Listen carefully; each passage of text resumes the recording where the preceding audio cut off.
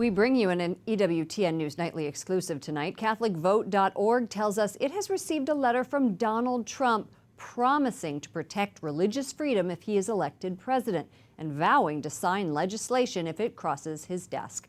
Trump says many believe President Obama has declared a war on Catholics, that Hillary Clinton promises to be even worse.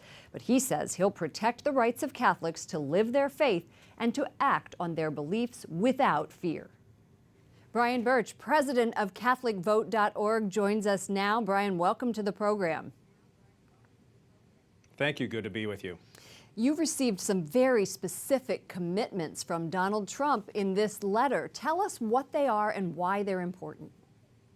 Very specifically, we received a signed letter from Mr. Trump himself in the last several days.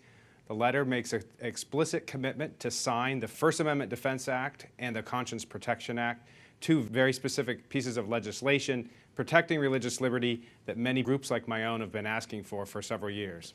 He also says that our current president has not respected America's First Amendment rights. Many believe that he has declared a war on Catholics. Do you believe that to be true? Well, whether you call it a war or an attack or an assault or simply a climate of hostility, I think it's unmistakable that this president and his administration, from the provisions of Obamacare to his advocacy in the courts on marriage, on life, his continued funding of Planned Parenthood, it is very clear to us that this administration is no friend of the Catholic Church.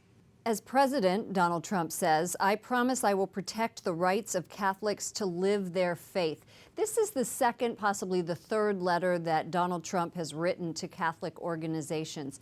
Do you think that he is pandering to Catholics? Well, I think all politicians at some level make commitments during a campaign to try to win over voters. And I would ask voters to think about the question this way. Is Hillary Clinton making these types of promises to Catholic voters? Or is Hillary Clinton making these types of pledges, writing them down, signing them personally?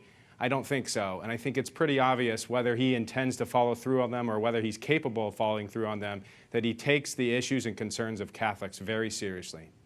And it seems to me, by writing all of these letters, by making these commitments, that he is dedicated to the causes not only of religious freedom, but also of pro-life.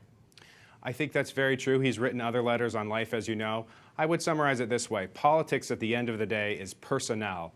And the Trump campaign has surrounded itself with pro-life Catholic people, that whether Donald Trump intends or will follow through on all of his pledges, the types of people around him certainly inspire a lot of confidence, particularly on this issue of religious liberty.